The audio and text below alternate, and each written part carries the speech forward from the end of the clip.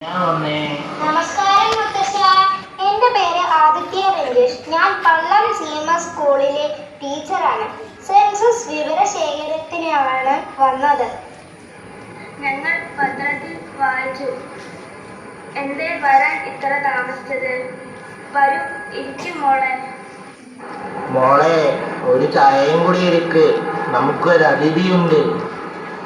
ശരി അച്ഛാ. എന്താ അച്ഛ പറയുന്ന കേൾക്കുന്നേ? അതിഥി ആരാ? ഇത് തന്നെ അതിഥി, സെൻസസിന് വന്നതാ. ഇതാ ചായ. നന്ദിയുണ്ട്. അപ്പോൾ ഞാൻ ചോദ്യങ്ങളിലേക്ക് കടന്നോട്ടെ. ഒന്നാമത്തെ ചോദ്യം, വീടിന്റെ നമ്പർ എത്രയാണ്? 91. ഞാൻ ഈ നമ്പർ ഭിത്തിയിലോട്ട് എഴുതിക്കോട്ടെ?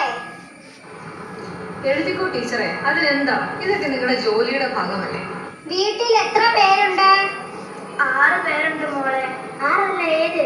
7? ആരാണത്? എന്റെ റൂബി. മുത്തശ്ശൻ മറന്നു, റൂബിക്കും കൂടെ ആധാർ കാർഡ് വേണമെന്ന് അവൻ പറഞ്ഞായിരുന്നു.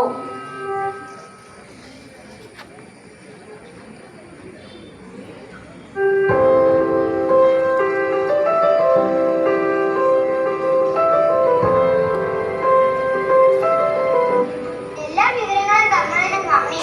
ഞാൻ പോകട്ടെ? എന്തെങ്കിലും കഴിച്ചിട്ട് പോകാം. ടീച്ചർ വല്ലാതെ ക്ഷീണിച്ചിട്ടുണ്ട്. ഇല്ല മേഡം, എനിക്ക് സ്കൂളിൽ എത്താൻ വൈകും. ചോദിച്ചതിന് നന്ദിയുണ്ട്. അല്ല ടീച്ചറെ, എനിക്കൊരു സംശയം. എന്താണ് സെൻസസ്? മോളെ, 1872 മുതൽ ഇന്ത്യയിൽ ജനസംഖ്യാ സെൻസസ് നടന്നു വരുന്നു. സ്വാതന്ത്ര്യത്തിന് ശേഷമുള്ള 8ാമത്തെ സെൻസസ് ആണിത്.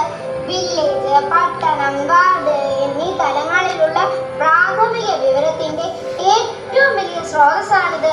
രാജ്യത്തിന്റെ ആസൂത്രണത്തിനും വികസനത്തിനും അടിത്തറ പാകുന്നതിന് വളരെ അത്യാവശ്യമുള്ളതാണ്.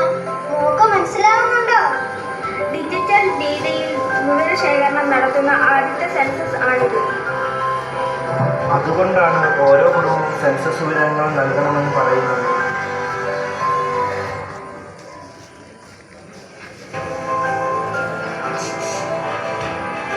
ഞങ്ങൾ തെറ്റിദ്ധരിച്ചു പോയി. ഞങ്ങളുടെ വിവരങ്ങൾ നൽകാം. വളരെ സന്തോഷം.